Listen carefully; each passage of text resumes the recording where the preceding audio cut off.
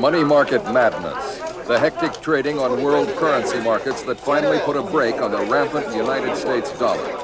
Let's start with the one thing nobody really expected. The CS2 market just went a full 360 and ended up right back where it started. We went from about 6 billion in market cap down to 3 billion after the small update, and now we're already back at around 5.3 billion in like 2 weeks. I'm gonna be honest, I did not think it would recover this fast. I didn't even have enough time to do some proper serious buy-ins at the bottom.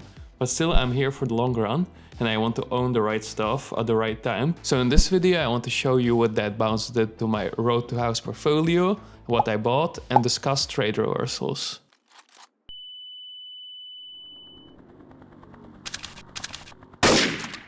Let's look at the numbers. In the last episode, my inventory value was sitting at around $7,600 based on CS float prices in my Price Empire portfolio. Right now, the same inventory is valued at around $7,200, but that's not everything. Since that video, cooldown from my buy-ins expired, and most of them didn't get trade reversed, which is a great news for me. Out of 818 cases, only 6 got reversed. I also took one small bit of a profit. I sold my 5 red coverts for about $175 in total. At the peak, those same skins would have been worth closer to $300, but it is what it is. I'm not going to reverse trades just to squeeze an extra $100 and have my main identity banned. My total inventory value is now around $8,700. That means my unrealized profit on the new buy-ins alone is roughly $317, just from catching the dip and holding through this rebound. It's still paper gains, nothing's realized until I sell.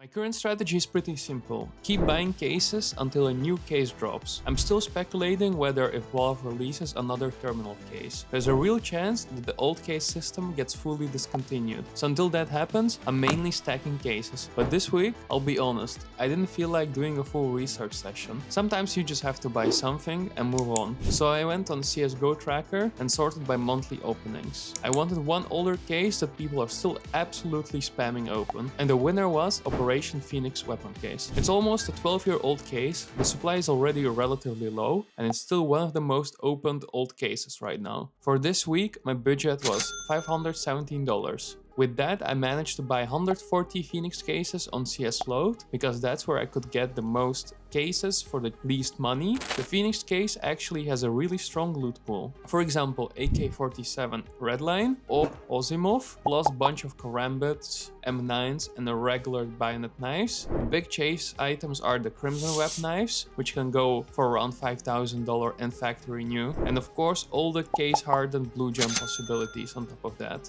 The idea here is to own a piece of a 12-year-old case that people keep burning every single day. As long as Phoenix stays one of the most opened older cases, that constant burn is what I'm betting on until the supply is fully exhausted. Now let's talk about the thing that quietly helped the market recover this fast. Trade reversals. This feature is insanely powerful. The ability to undo a trade for 7 days changes how people behave during a crash. Think about it from the buyer's side. If the price keeps dipping after you buy, you just eat a loss. If the price recovers quickly, the seller can reverse the trade and take the item back. In other words, during extreme volatility, the buyer often gets the worst of both worlds. The safety net for the seller is a big reason why the market bounced so quickly. People felt safe panic selling the dip, knowing they had a week to undo it. The problem? There's currently no good clean system to solve this imbalance in pure peer-to-peer way. In theory, people can try all kinds of workarounds with extra accounts and KYC that I'm personally not touching, but I can't say I'm not recommending. So for now, I just treat trade reversals as what they are. A built-in advantage for the seller that makes crashes look softer than they really are. The only theoretical way this whole thing balances out is if there are so many crashes that everyone burns through all their extra accounts and tracks, and let's be honest, crashes like this don't happen that often. So in my opinion, trade reversals are going to stay a problem for a while. For now, I just accept it as a part of the game. Sellers have a built-in advantage, the market looks healthier than it really is during rebounds, and I focus on positioning myself long-term instead of trying to outplay the reversal system. If you want to see how far this can go, drop a like, it generally helps me push this series to more CS2 investors. And subscribe because I have a feeling that next Wolf update is going to change everything again.